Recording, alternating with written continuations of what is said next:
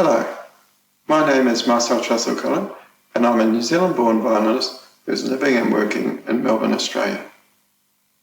At this conference, I'll be talking to you about a research project that I'm working on using new technologies to analyse the videos of past and present violinists. I've been primarily using two programs that extract 2D and 3D joint data from videos of violinists widely available on the internet.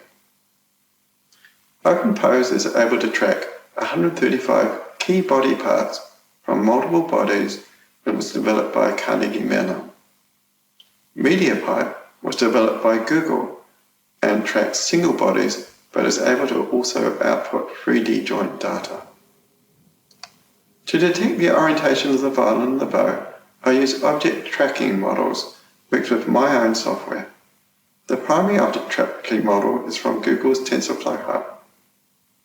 I also use two very recent models, Midas and ZoeDepth, to run a depth perception program on each video to obtain the orientation and real-world coordinates of the violin and the bow. This video is currently demonstrating samples of some of these models. For instance, tracking the violin.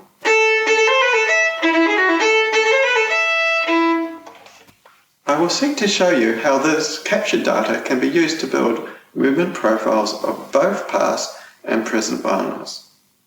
The use of this data can be used for many scenarios, like checking similarities between teachers and students, and between well-known violinists of the same teacher. The data can also be used to check the variance of, for instance, the contact angle of the index finger on the bow between performers. It can also be used to compare forearm pronation of different violinists. It can be used to monitor the angle of vertical head rotation to help investigate the use of Alexander principles. This research seeks to compare the written literature about performers to the extracted data. This project will not only provide evidence-based data to support your teaching studio, but also provide an additional way of convincing students to apply effective technical principles to their playing.